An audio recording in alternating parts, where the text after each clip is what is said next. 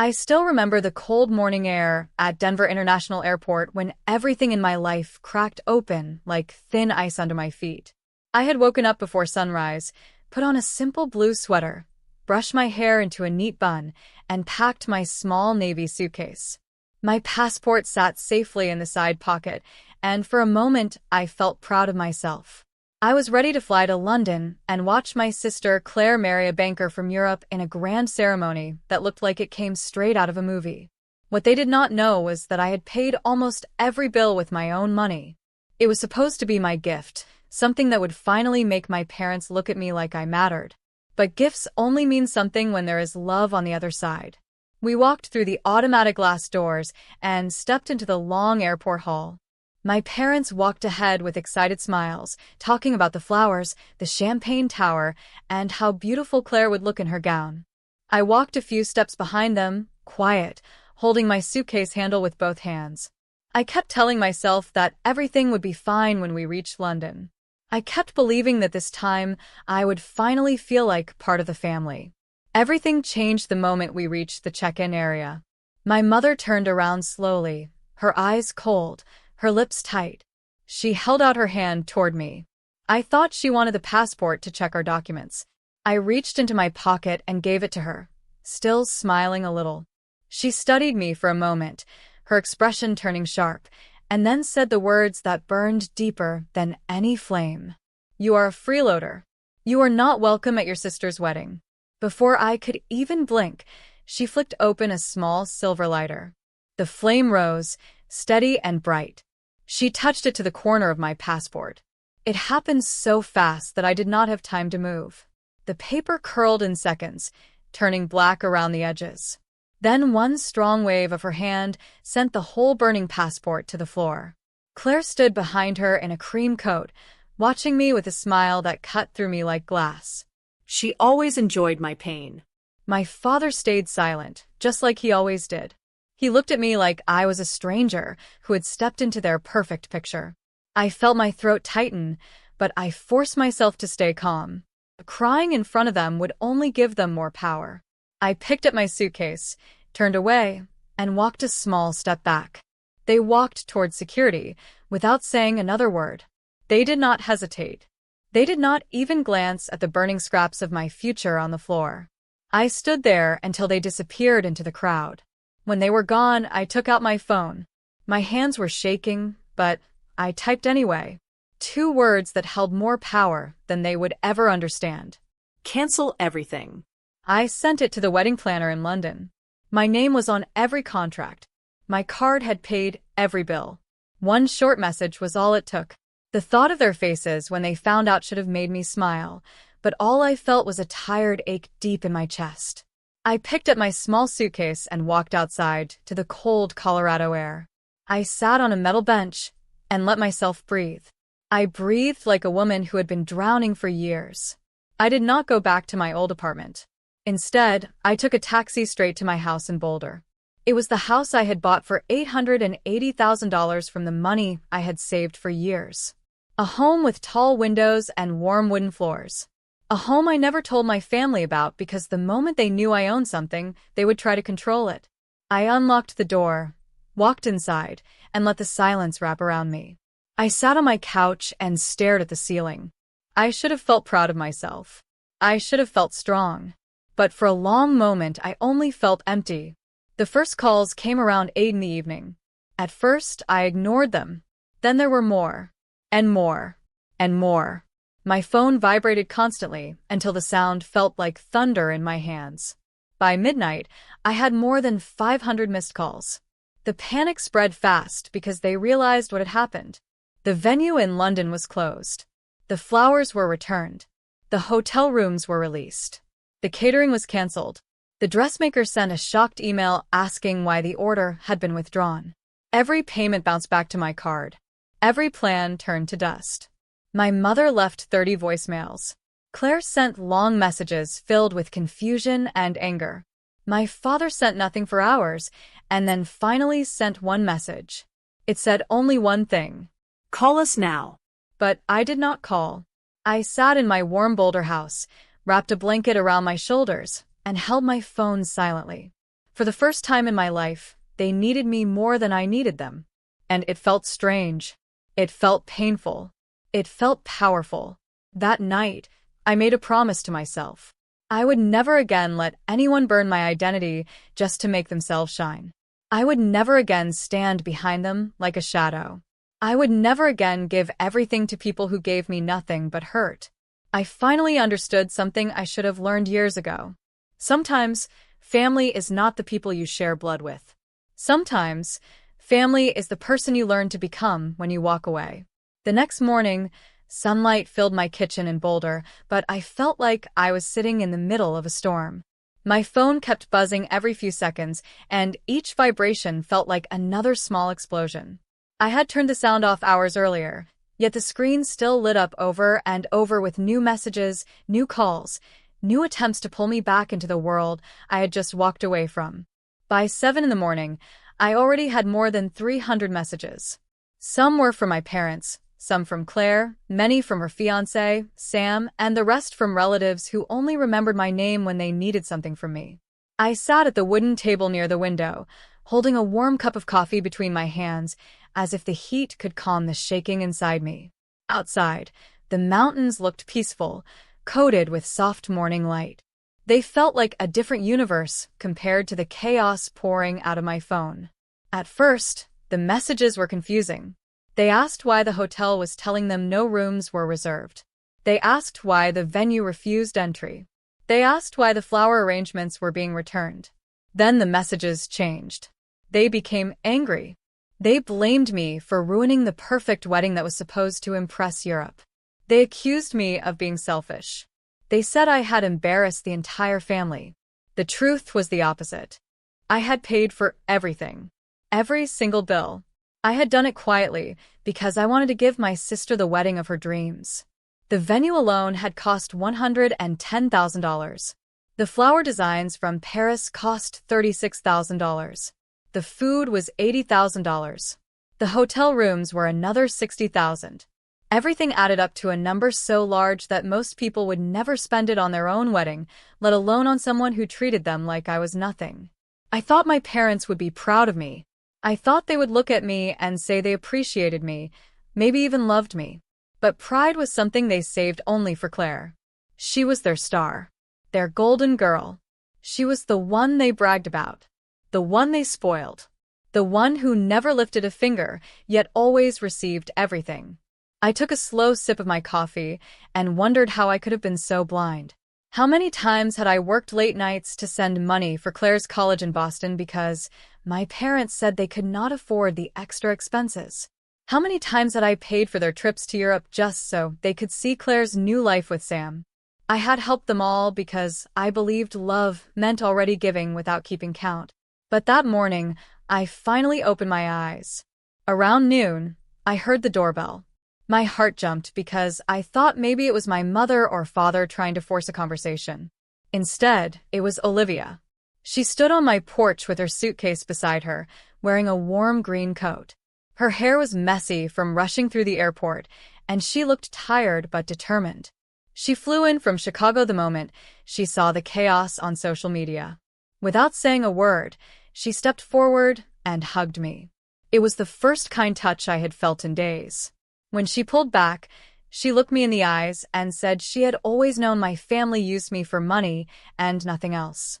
She said she loved me, but she wished I had told her sooner, so she could have helped me before it reached this point.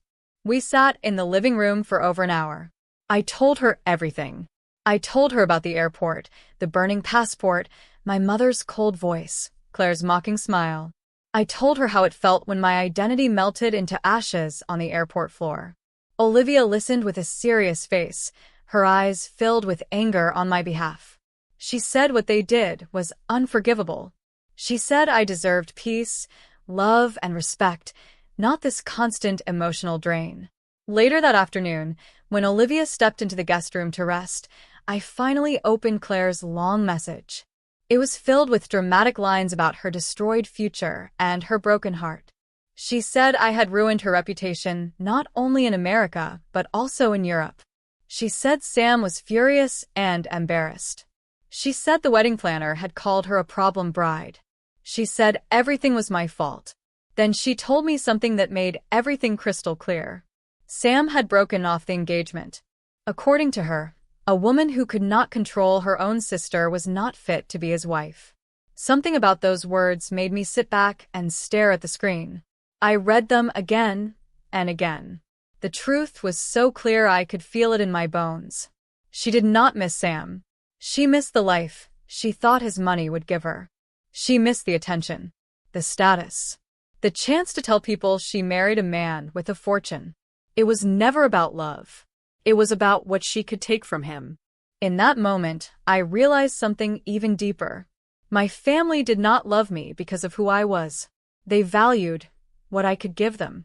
I had turned myself into their source of comfort, their safety net, their quiet provider. And in return, they had turned me into someone easy to blame. I closed the message and placed my phone face down on the table. I looked around my warm Boulder home, the home I worked so hard to buy with my own money.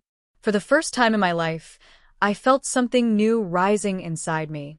A sense of power, a sense of worth, a sense that maybe, just maybe, I deserved better than being the invisible daughter they only remembered when they needed something. That afternoon, I made another choice that changed everything. I decided I would not pick up the phone for anyone who had burned me just to feel bright. 2 weeks after the airport disaster, I finally made the decision that had been quietly building inside me. I left Boulder, not with anger, not with a dramatic goodbye, but with a calm understanding that staying in that city meant staying connected to a life that had hurt me over and over again. I packed slowly, choosing only the things that held real meaning. My clothes, my laptop, a few framed photos that reminded me of who I was before the world tried to twist me into a servant for people who did not love me. I sold some of my old furniture and gave away the rest to a young couple who had just arrived from New York. They were starting a new life, and watching them smile as they picked pieces for their little apartment made me feel something warm again. I kept the house, though. I had worked too hard for it to let it go. Instead, I rented it out to that same couple.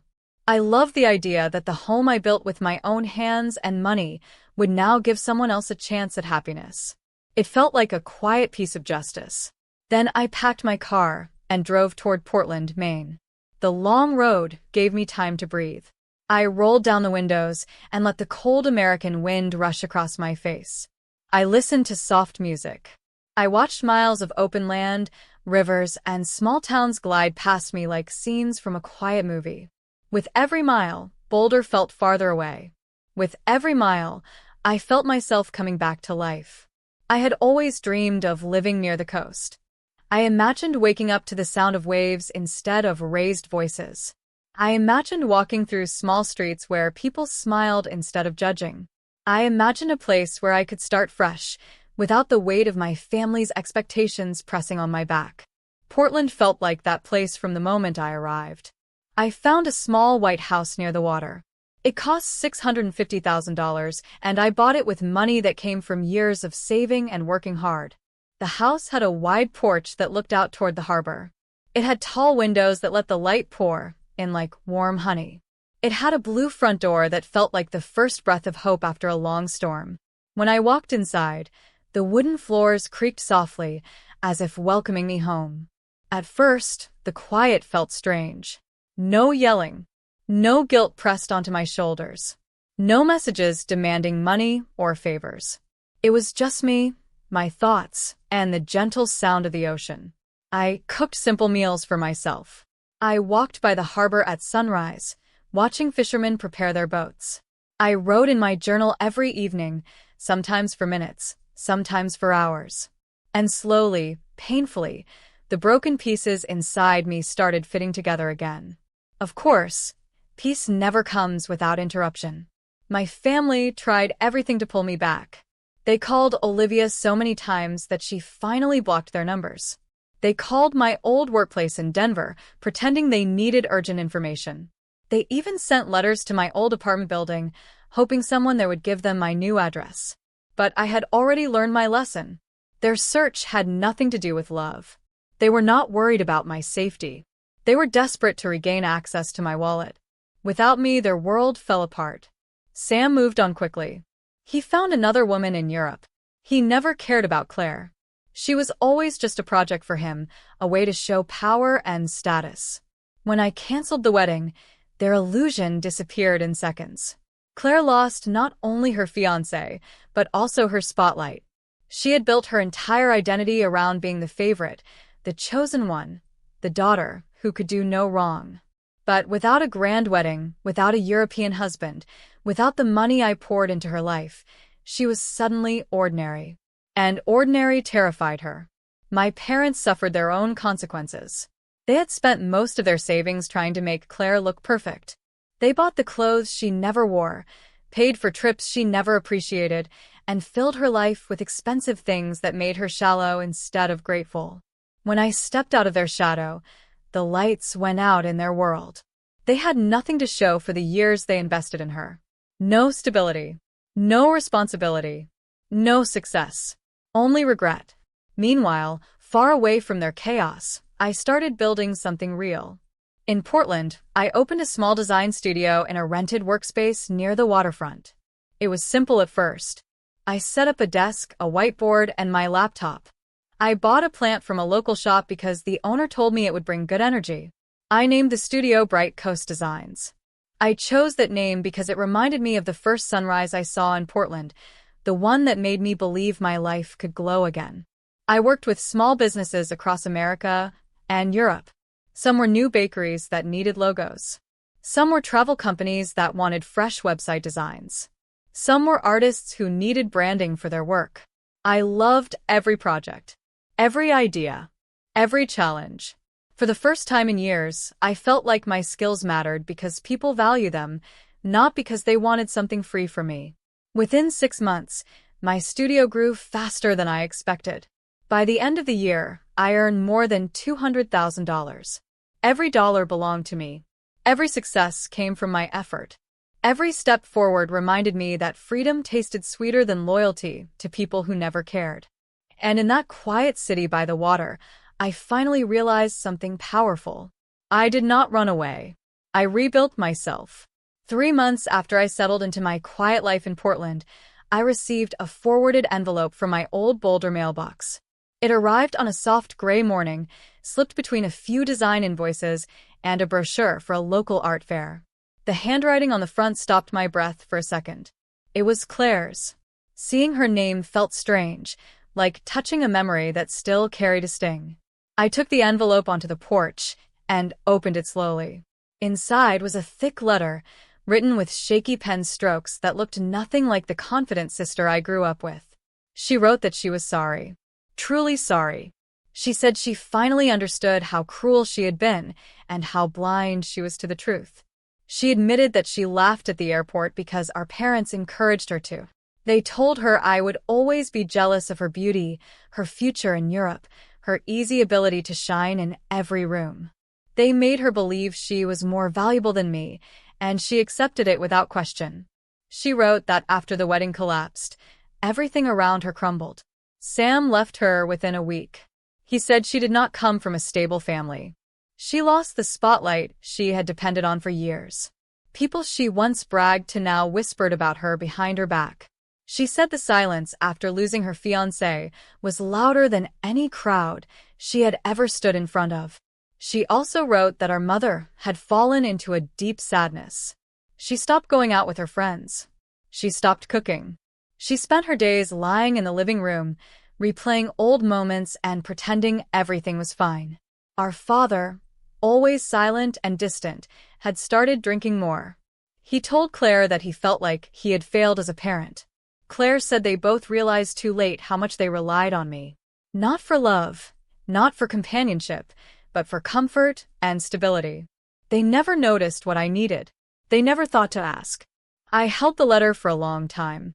The words felt heavy, not because they hurt me anymore, but because I could see the truth behind them. They wanted me back, but not because they suddenly loved me. They wanted me back because their world was easier when I was in it. I was the one who fixed things, paid for things, soothed things. I was the quiet glue they never appreciated until it was gone. For the first time in my life, I felt nothing but calm. No anger, no heartbreak, no desire to prove myself. Just peace. I folded the letter carefully, placed it back in the envelope, and set it in a drawer inside my office. I did not write back. I did not send a message. I did not make a call. Some people believe forgiveness means returning. But I had learned that forgiveness can also mean walking forward alone. That evening, I stepped out onto the porch of my Portland home. The sky was painted with red and gold as the sun dipped behind the water. The waves rolled gently, carrying soft foam to the rocky shore. The scent of salt and pine mixed in the air. It was the smell of a life I had built with my own hands, my own courage, my own hope. I wrapped myself in a soft blanket and leaned against the railing. In that moment, I realized that everything I had now came from choosing myself after years of choosing everyone else. I own my house. I own my time. I own my peace. I own the version of me who had risen from ashes that were never mine to carry. My family sent more letters over the next few weeks. Some were filled with tears and apologies. Some were cold and sharp, trying to blame me again. Some begged me to return to Denver and talk things out. Some demanded I stop being childish and take responsibility for the mess I made. They kept sending message after message, as if one of them would finally pull me back. But none of them did. I realized something powerful that changed me forever. Sometimes walking away is not running. Sometimes it is choosing survival, choosing peace, choosing the life you were always meant to have but never allowed to touch. For years, I thought loyalty meant staying, even when it broke me. I thought love meant giving until I had nothing left. I thought family meant sacrifice without limit. But that evening on my porch, watching the sky turn from gold to blue, I understood that real loyalty begins with yourself. Real love begins with honesty. Real family begins with people who do not burn your passport just to keep you small. I chose a future without them, because staying would have meant losing myself again. And I had fought too hard to rebuild the woman I was becoming. Bright Coast Designs continued to grow. My clients trusted me. My work mattered. I made real connections with people who valued my ideas rather than my wallet. I became part of the Portland community. I met neighbors who treated me with warmth. I drank coffee in small coastal cafes where the staff knew my name. I lived a life filled with quiet, steady joy instead of loud, painful expectations. The more time passed, the more I knew I had made the right decision. My family wanted me back, but only because they needed me, not because they cherished me. They offered explanations. They offered excuses. They offered pleas wrapped in guilt. But they never offered true love. And I no longer wanted the version of affection that came with conditions, blame, and control. So I stayed in Portland. I chose my new life. I chose my new peace. I chose myself. And I never went back.